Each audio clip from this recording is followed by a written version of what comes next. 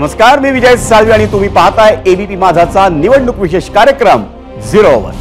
मंडळी, महाराष्ट्राच्या तख्तावर कोण बसणार याचा स्पष्ट बहुमताने निकाल लागलाय, पण नव्या सरकारचं नेतृत्व कोण करणार याचा निकाल काही लागता लागत नाहीये। त्याच वेळी विरोधकांच्या महाविकास आघाडीतील तिन्ही पक्षांमधल्या राजकीय हालचाली देखील वाढल्या। महाविकास आघाडीने ईव्हीएम विरोधात मोठ्या आंदोलनाची ही तयारी केली आहे, पण इकडे निकालाला 72 तास उलटूनही महायुतीला एक कोडं काही सोडवता आलेलं नाही आणि ते कोडं म्हणजे विधानसभा निवडणुकीत स्पष्ट बहुमत मिळूनही महायुतीला अजूनही मुख्यमंत्री पदाचा चेहरा हा जाहीर करता आलेला नाही। त्यामुळे राजकीय चर्चांना जोरदार उधाण आलंय। दरम्यान एकनाथ शिंदेंनी आज नियमानुसार मुख्यमंत्री पदाचा राजीनामा दिला। त्यावेळी त्यांच्यासोबत दोन्ही उपमुख्यमंत्री म्हणजे देवेंद्र फडणवीस आणि अजित पवार हेही होते। त्यांनी राजीनामा दिल्यानंतर राज्यपालांनी त्यांच्यावर काळजीवाहू मुख्यमंत्री पदाची जबाबदारी दिली, पण हेच काळजीवाहू मुख्यमंत्री पद किती दिवस राहणार हे आज तरी सांगणं कठीण आहे, कारण महायुतीत मुख्यमंत्री पदावरून सुरू असलेला संघर्ष। आम्ही हा संघर्ष का म्हणतोय तर त्याचं कारण आहे महाराष्ट्र विधानसभा निवडणुकीचा निकाल लागल्यापासून भाजप आणि शिवसेनेच्या दुसऱ्या फळीतील नेत्यांची वक्तव्य। आपला नेता हाच मुख्यमंत्री व्हावा ही प्रत्येक कार्यकर्त्याची मागणी असणं स्वाभाविक आहे आणि हीच मागणी अगदी दिल्लीपर्यंत होते। त्यामुळेच की काय महाराष्ट्राच्या नव्या मुख्यमंत्री पदाबाबतचा निकाल अजूनही लागत नाहीये। असो मंडळी, आज 26/11ला मुंबईवर झालेल्या दहशतवादी हल्ल्यात शहीदांना अभिवादन करण्याचा कार्यक्रम पोलीस मुख्यालयात आयोजित करण्यात आला होता। तिथं मुख्यमंत्री शिंदे यांच्यासह दोन्ही उपमुख्यमंत्री म्हणजे फडणवीस आणि अजित पवारही पोहोचले आणि तिथं त्यांच्या देहबोलीविषयी चर्चा सुरू झाली। त्यावरून शिंदे आणि फडणवीसांमध्ये दुरावा आलाय की काय अशी चर्चा थेट राजभवनापर्यंत रंगू लागली। त्यात तिन्ही नेते राजभवनात पोहोचले।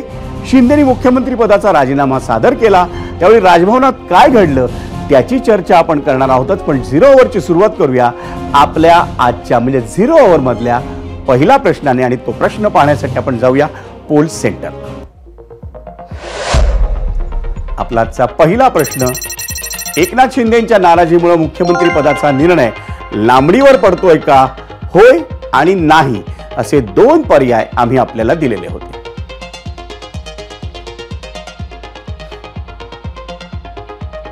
मंडळी, महाराष्ट्रातील आज दिवसभरातल्या सगळ्या घडामोडी आपण पाहणार आहोत, पण आता जाणार आहोत गेस्ट सेंटरला, कारण आपले पाहुणेही तसेच आहेत ज्यांच्याशी गप्पा मारायचा आनंद तुम्हा आम्हा सगळ्यांनाच येतो।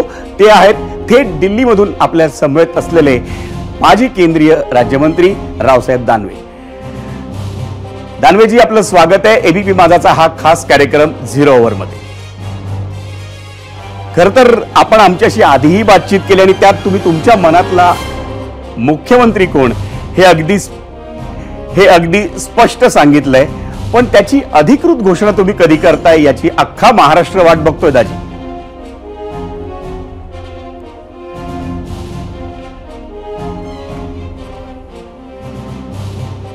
माझ्या मनामध्ये असलेला कोण मुख्यमंत्री आहे यापेक्षा या राज्यातल्या जनतेने या निवडणुकीमध्ये जनादेश जो दिला हो त्या जनादेशाच्या आधारे मुख्यमंत्री होणार आहे।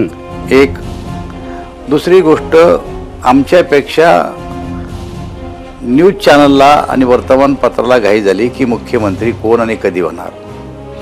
आमचं सरळ म्हणणं असं आहे की विधानसभेच्या निवडणुकीचे निकाल लागल्याच्या नंतर आमचे कार्यकर्ते एक आनंद साजरा करतात, आनंदोत्सव साजरा करतात। त्या आनंदोत्सवामध्ये निवडून आलेल्या आमदाराला किमान 2 दिवस तरी सामील व्हावं लागतं त्यांच्यामध्ये, आणि 2 दिवसानंतर ही सगळी मंडळी मुंबईला येऊन आपल्या आपल्या पक्षाची विधिमंडळ पक्षाची बैठक ते नेतृत्व बोलवतं। आपल्याला माहिती आहे की काल राष्ट्रवादी काँग्रेसने आपला नेता निवडला, शिवसेनेने आपला नेता निवडला, भारतीय जनता पार्टी सुद्धा 1-2 दिवसात बैठक बोलून आपला नेता निवडतील, आणि तिन्ही पक्षाचे नेते निवडल्याच्या नंतर हे तिन्ही नेते एकत्र बसतील। आपल्या आपल्या आमदारांच्या ज्या भावना व्यक्त त्यांच्याजवळ झाल्या त्या भावनांचा विचार करून श्रेष्ठीकडे जातील आणि श्रेष्ठी सुद्धा काय आपल्या आमदारांच्या भावना आहेत त्या विचारात घेऊन त्यानंतर ते निर्णय करतील, आणि त्यानंतर मुख्यमंत्री पदाचा उमेदवार मला असं वाटतं की जाहीर होईल। नाही, ही प्रक्रियाच आहे, स्वाभाविक आहे, तुम्ही ती आम्हाला समजावून सांगताय, तुमचं ज्येष्ठत्व आहे. पण देवेंद्र फडणवीसांचं नाव भाजपमधून खूप आघाडीवर आहे. पण देवेंद्र फडणवीसांशिवाय भाजपमध्ये आणखी कोण मुख्यमंत्री पदाचा दावेदार आहे का, आणि त्यामुळेच ही लांबणीवर पडते निवड?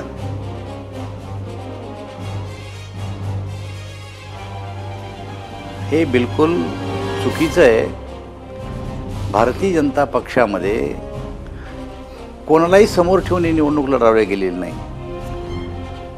ही निवडणूक एकनाथ शिंदे या राज्याचे मुख्यमंत्री असल्यामुळं त्यांच्या नेतृत्वात आम्ही निवडणूक लढली. हो, भारतीय जनता पक्षाने देवेंद्र फडणवीसच्या नेतृत्वात निवडणूक लढली.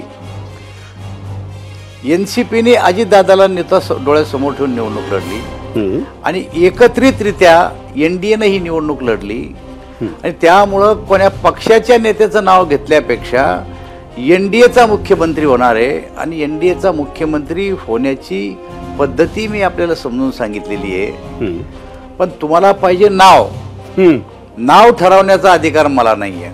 बरं. आणि कोण्या कार्यकर्त्याला नाही आहे. भारतीय जनता पक्षाचा कार्यकर्ता म्हणून जर मला विचारसाल तर आमच्या पक्षाचा मुख्यमंत्री व्हायला पाहिजे, कार्यकर्ता म्हणून. हो, बरोबर. पण मी या राज्यातला भारतीय जनता पक्षाचा निवडणुकीचा प्रमुख आहे. आणि तर नेता म्हणून जर मला विचारसाल तर तिन्ही पक्षाच्या प्रमुखाला एकत्र बसल्याच्या नंतर, वरिष्ठाकडे गेल्याच्या नंतर, वरिष्ठ ज्याला मान्यता देतील तो राज्याचा मुख्यमंत्री होईल. पक्षाचा कार्यकर्ता म्हणून माझं वेगळं मत आहे, नेता म्हणून माझं वेगळं मत आहे. त्यामुळं नेता निवडल्यानंतर आता थोड्या दिवसामध्ये मुख्यमंत्रीपद निवडणे कुठल्याही प्रकारचा कोण्याही पक्षात अंतर्गत वाद नाही आहे. नक्कीच अंतर्गत वाद नाही हे आपण या क्षणी मान्य करूया. आणि देवेंद्र फडणवीसांचं नाव त्या याच्यात आघाडीवर आहे हे पण आपल्याला दिसतंय, कारण सातत्यानं त्यांच्याच नावाची चर्चा आहे. पण दानवे साहेब, राजस्थानमध्ये असेल किंवा मध्य प्रदेशमध्ये असेल, जे घडलं त्यानंतर महाराष्ट्राच्या मनामध्ये कुतूहल निर्माण होणं स्वाभाविक आहे की ऐनवेळी कोणाला दुसऱ्याला मुख्यमंत्री करतात की काय. आणि या बाबतीत अमित शहा आणि मोदी यांचा निर्णय बऱ्याचदा फायनल असतो, अंतिम असतो. तुम्ही त्यांच्यासोबत दशकभर काम केलंय. या दोघांबरोबर काम करण्याचा तुमचा अनुभव काय आणि त्यांच्या कामाची पद्धत नेमकी कशी असते असा निर्णय घेताना?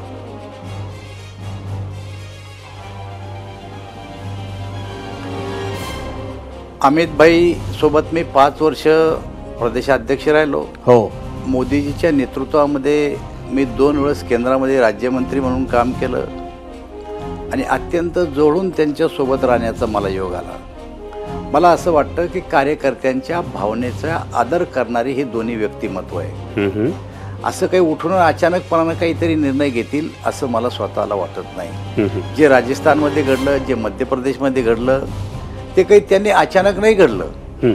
त्या ठिकाणच्या निवडून आलेल्या विधानसभा सदस्यांमधून जे काही त्यांना समजलं त्या आधारे त्यांनी तो घेतलेला निर्णय होता. असं अचानकपणे तो लादलेला निर्णय नव्हता. आणि त्या निर्णयाच्या आधारे तुम्हाला आत्ता सध्या असं वाटतं की अशा प्रकारचं काहीतरी घडल, तर मला असं वाटतं की हे घडल का नाही घडल याच्यावर माझा भरोसा नाही. पण त्या नेतृत्वावर माझा भरोसा आहे, नड्डाजीवर, अमितभाईवर, मोदीजीवर, की विधिमंडळातल्या सदस्यांच्या ज्या भावना आहेत त्यांच्या कानावर टाकल्या जातील तिन्ही पक्षाच्या, आणि त्याच्या आधारावर तो निर्णय घेतला जाईल.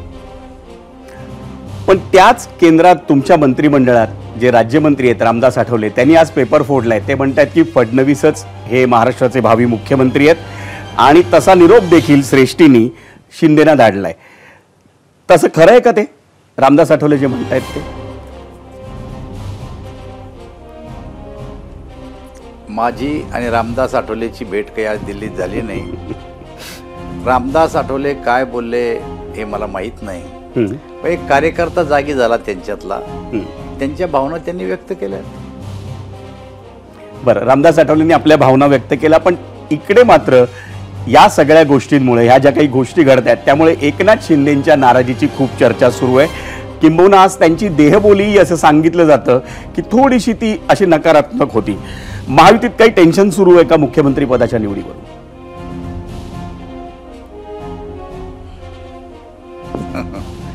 हे बघा, आम्ही तिघं एकत्र आलो, तिघांनी एकत्र सरकार चालवलं, तिघांनी एकत्र निर्णय घेतले. हे निर्णय जनमानसाच्या मनाला पटणारे निर्णय होते. लोकांनी निर्णय केला की 2019ला जे आमचं सरकार आलं होतं, 165-67 आमदार आमचे निवडून आले होते, त्या जनमताचा अनादर करून एक अनैसर्गिक सरकार जन्माला आलं आणि 2.5 वर्ष त्यांनी सरकार चालवलं. 2.5 वर्षात एकही निर्णय तुम्ही स्वतः सांगा, मला प्रश्न विचारा की उद्धव ठाकरे साहेबांनी 2.5 वर्षात हे चांगलं काम केलं, हे 4 निर्णय चांगले केले. आणि त्याच्यानंतर 2.5 वर्ष आमचं सरकार चाललं. 2.5 वर्षामध्ये इतकं चांगलं काम केलं सगळ्यांनी एकत्र मिळून. आणि आत्ता अर्थात आज मुदत संपली, त्यांनी मंत्रिपदाचा राजीनामा दिला. काळजी होऊ मुख्यमंत्री म्हणून ते आज आपल्या राज्याचे मुख्यमंत्री आहेत, हे काही नाकारण्यासारखी गोष्ट नाही आहे. आत्ता राहिला प्रश्न पुढच्या मुख्यमंत्री पदाचा. मला असं वाटतं की त्यांची देहबोली, त्यांचं बोलणं, त्यांचं वागणं, आम्हाला स्वतःला त्याच्यामध्ये कुठल्याही प्रकारचा फरक दिसत नाही. एकनाथरावचा जो स्वभाव आहे तो स्वभाव आहे, दादाचा जो स्वभाव आहे तो स्वभाव आहे, आणि देवेंद्रजीचा जो स्वभाव आहे तो स्वभाव आहे. या तिघाच्या स्वभावाचा ठाव तुम्हाला मुळीच येणार नाही, ही गोष्ट तुम्ही लक्षात घ्या. हो, आम्हाला अजिबात. त्यामुळं एखाद्या माणसाच्या देहबोलीवरून त्याच्या डोक्यात काय चाललं हे खरं आहे, हे म्हणणं चुकीचं आहे. बरोबर, तुम्ही जे म्हणताय ते अगदी खरं आहे. कुठल्याही राजकारणाच्या मनात काय चाललंय ना, याचा ठाव कुणालाही घेता येऊ शकत नाही. कदाचित त्यांच्या सौभाग्यवतींना घेऊ शकता येणार नाही. पण हे कसं म्हटलं जातं, आत्ताच बातमी होती ताजी ती म्हणजे शिंदे गटाकडून अजित पवार गटाला समर्थनासाठी फोन गेलाय की आम्हाला तुम्ही समर्थन द्या. आणि तसं जर झालं तर भाजपकडे काही वेगळा प्लॅन आहे का?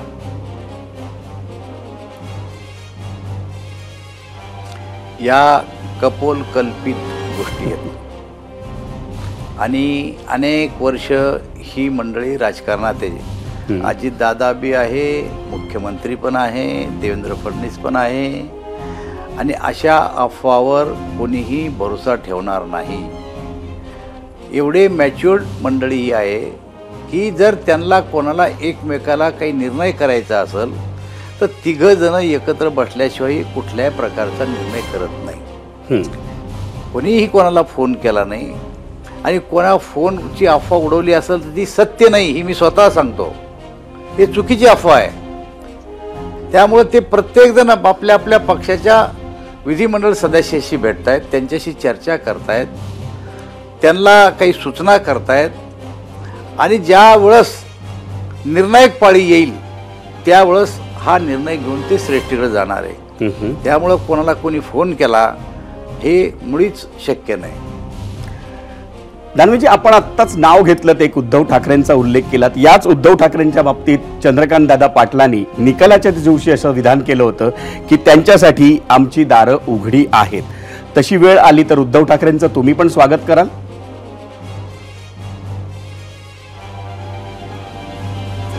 आज तर आम्हाला कोणाची गरज नाहीये. आज तर आमचं तिघाचं सरकार बनतंय. पण आमचं सरकार बनल्याच्या नंतर जर कोणाला मोठेपणानं असं वाटलं एखाद्या पक्षाला, एखाद्या गटाला, की चला हे सरकार चांगलं चालू शकतात, मागच्या 2.5 वर्षांनी चांगलं काम केलं, पुढचे 5 वर्षांनी चांगलं काम करावं, आम्ही तुमच्या सोबत आहे, आम्ही विरोधासाठी विरोध करू, चांगल्या कामाची प्रशंसा करू, असं जर कदाचित त्यांना उपरती प्राप्त झाली आणि त्यांनी जर म्हणलं की आम्ही तुम्हाला बाहेरून पाठिंबा देतो, तर कोणतं सरकार असं आहे की ज्याला वाटत नाही की आम्हाला कोणी बाहेरून पाठिंबा देत असेल तर आम्ही पाठिंबा ना करू म्हणून. दारं उघडे याचा अर्थ असा की सरकारमध्ये येण्यासाठी दारं उघडे नाही आहेत. आमचे दारं उघडे आहेत, आम्ही सरकार बनवणार आहोत, आमची मेजॉरिटी आहे. आमचं सरकार बनल्याच्या नंतर जर तुम्हाला मनाचा मोठेपणा दाखवून जर आमच्या कामाला पाहून जर तुम्हाला पाठिंबा द्यायचा असेल तर आम्हाला पाठिंबा घ्यायला काही हरकत नाही, आमचं दार उघडेच आहे. पण जर काही अचानक काही गडबड झाली, या सगळ्या इलेक्शनच्या नंतर काय बऱ्याचदा गोष्टी होत असतात, मागच्या वेळेला काही गडबड झाली, तशी जर पुन्हा काही गडबड झाली तर उद्धव ठाकरे त्यांच्याकडे 20 आमदार आहेत, हाक मारणार का त्यांना?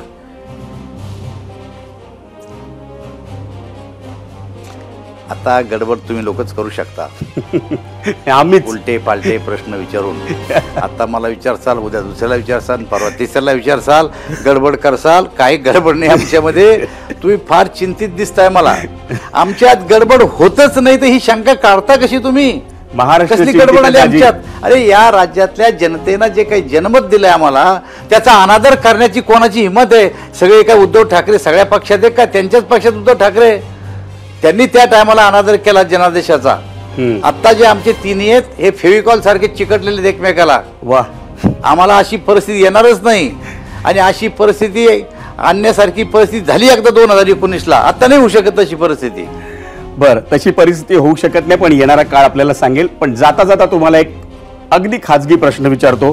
तुमचा मुलगा आमदार झाला, तुमची लेकही आमदार झाली, अगदी तुमच्या जावयाला पाडून आमदार झाली, खासदारकी तुमची थोडक्यात हुकली आहे. पुढच्या 5 वर्षात तुमचा काय प्लॅन आहे? कारण दोन्हीकडे सरकार तर महायुतीचंच आहे.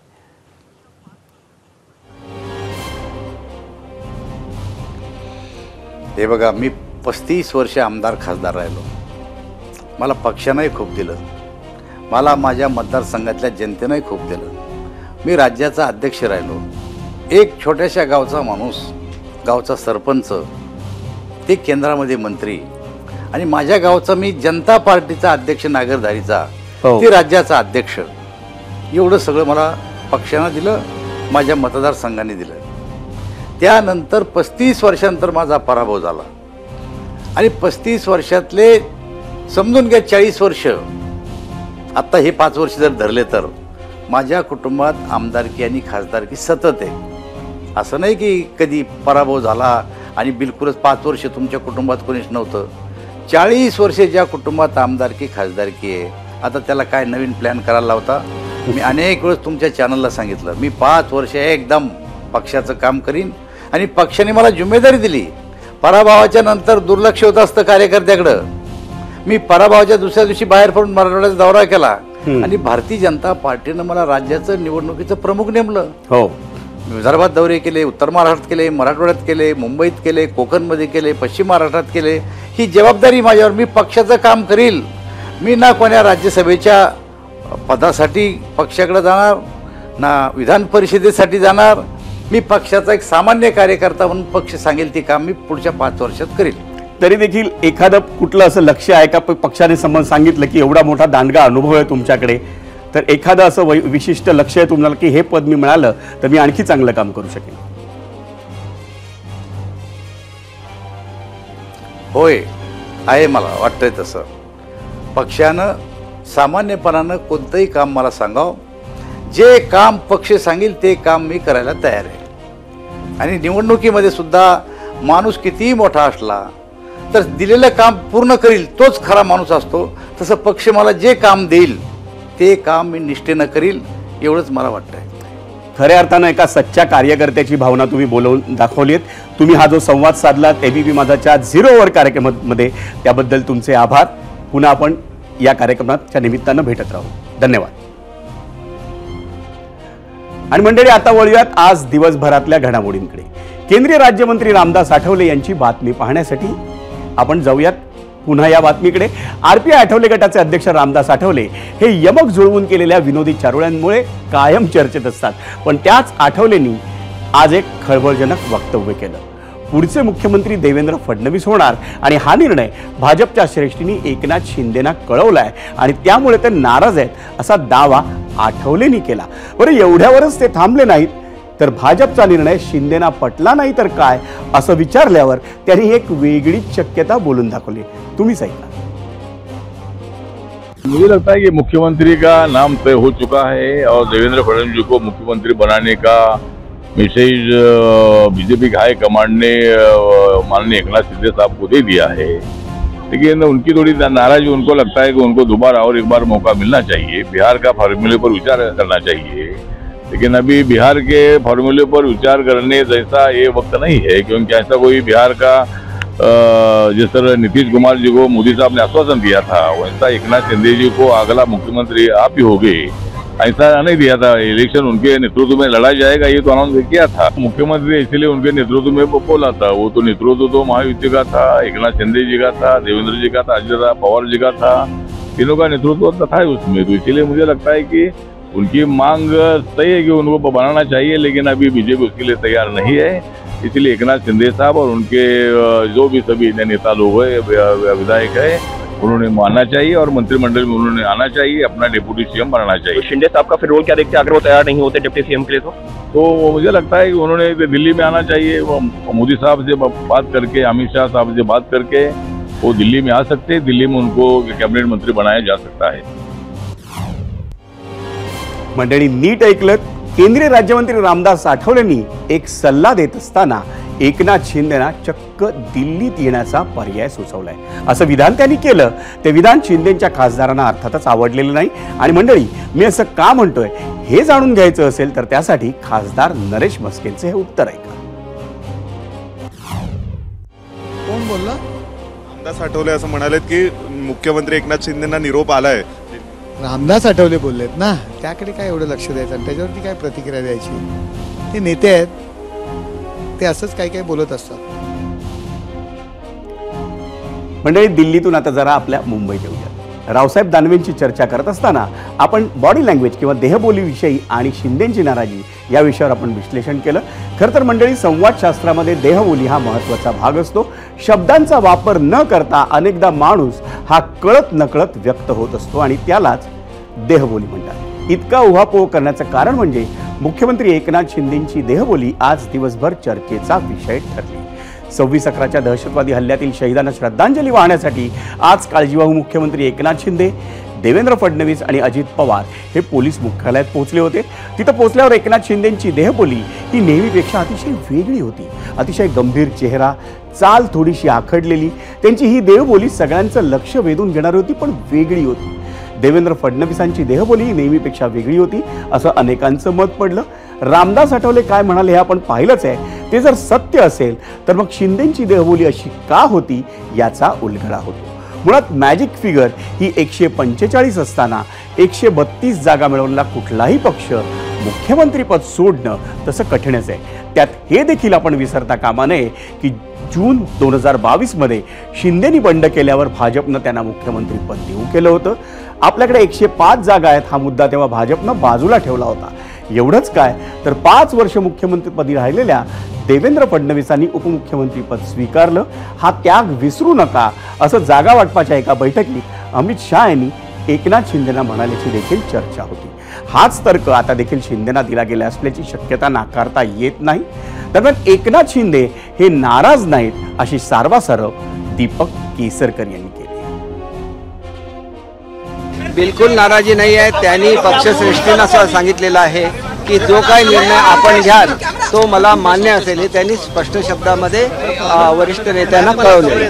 हे बघा, आदरणीय शिंदे साहेबांनी वरिष्ठ नेत्यांना सांगितलेलं आहे की तुम्ही जो काही निर्णय घ्याल तो मला मान्य राहील। म्हणजे आपण देहबोली या विषयावर एवढी चर्चा करतो ना, त्याचं विश्लेषण मानसोपचार तज्ञ कसं करतात तेही आपण पाहायचंय। त्यासाठी आम्ही संवाद साधला पुण्यातील मानसोपचार तज्ञ डॉक्टर शिरीषा साठे यांच्याशी। पाहूया त्यांनी नेमकं काय सांगितलं। ज्यावेळेला आपण अशी हाताची घडी घालून बसतो तेव्हा त्याचा अर्थ, आणि थोडेसे मागे झुकलेले हाताची घडी घालून बसतो तेव्हा त्याचा अर्थ, त्याला क्लोज्ड पोस्चर म्हणतात। म्हणजे आत्ता जे चाललंय ते I am not open for the discussion, आणि म्हणजे मी रेझिस्टंट आहे थोडंसा, माझ्या मनात ऑलरेडी काहीतरी आहे आणि I am resistant, I am not open to any kind of possibility, other possibility, असं ते टिपिकली क्लोज्ड पोस्चर असतं आणि थोडं मागे रेललेलं असतं। पण एक जो महत्त्वाचा जो हाताचा ही जी मुवमेंट असते ना की जिथे तर ही अँझायटी दाखवते। नेहमी अँक्शस असलेला माणूस बहुतेक वेळेला एकतर नजरेला नजर सहसा देत नाही, त्याचं पोस्चर कधीच असं ओपन आणि फ्रेंडली अशा पद्धतीचं नसतं, आणि हे हात विशेषतः ज्या वेळेला ह्या पद्धतीने काय म्हणतात मूव्ह होत असतात किंवा क्लोज होत असतात, म्हणजे मगाचं जे मी म्हटलं ते आणि ह्याच्यात फरक आहे। ही टिपिकल अँझायटी आहे, थोडीशी चिंता आहे, काळजी आहे, काय होणार आहे, अनिश्चितता आहे। हातच्या कांकणाला आरसा कशाला असं म्हणतात ना। एकीकडे एकनाथ शिंदेंची देहबोली आणि दुसरीकडे मानसोपचार तज्ञांचं म्हणणं तुम्हीच पाहिलं। मंडळी, पोलीस मुख्यालयातील कार्यक्रम झाल्यावर एकनाथ शिंदे, देवेंद्र फडणवीस आणि अजित पवार हे तिघं राज्यपालांना भेटण्यासाठी राजभवनात गेले होते। तिथं शिंदेनी आपला राजीनामा राज्यपालांना सादर केला आणि त्यानंतर त्या तिघांमध्ये काही हलके फुलके क्षणही पाहायला मिळाले. शिंदेच्या एका वाक्यावर फडणवीस आणि अजित पवार हे खळखळून हसले. त्या तिघांमध्ये त्यावेळी नेमकं काय बोलणं झालं ते मात्र कळू शकलेलं नाही.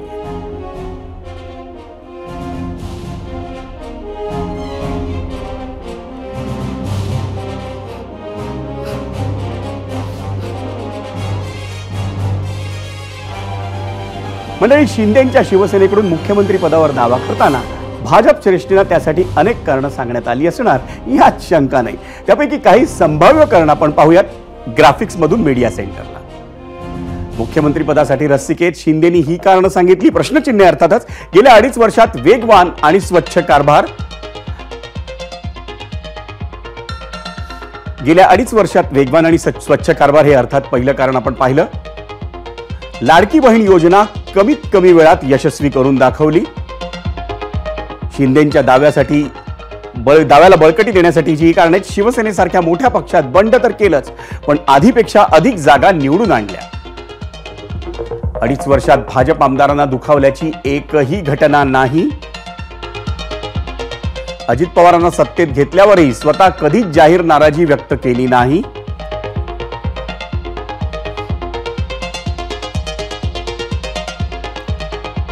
फडणवीसांच्या जमेच्या बाजू. महाराष्ट्रात आतापर्यंत भाजपनं कधीच 130चा आकडा पार केला नव्हता.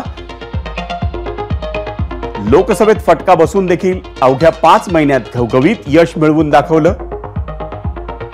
उमेदवारांची निवड इतकी योग्य ठरली की भाजपचा स्ट्राईक रेट हा 87% पोहोचला. प्रचारात प्रचंड मेहनत. एका दिवसात 5 ते 6 सभा. मनोज जरांगेंचा कडाडून विरोध असूनही त्याचा परिणाम मतांवर होऊ दिला नाही. जरांगेंच्या वैयक्तिक असभ्य टीकेला कधीच उत्तर दिलं नाही. संयम ठेवून टीका सहन केली. मराठ्यांना 10% आरक्षण देणारं विधेयक मंजूर. त्यात मोलाची भूमिका. लाडकी बहीण योजना प्रशासकीय पातळीवर उत्तमपणे राबवली.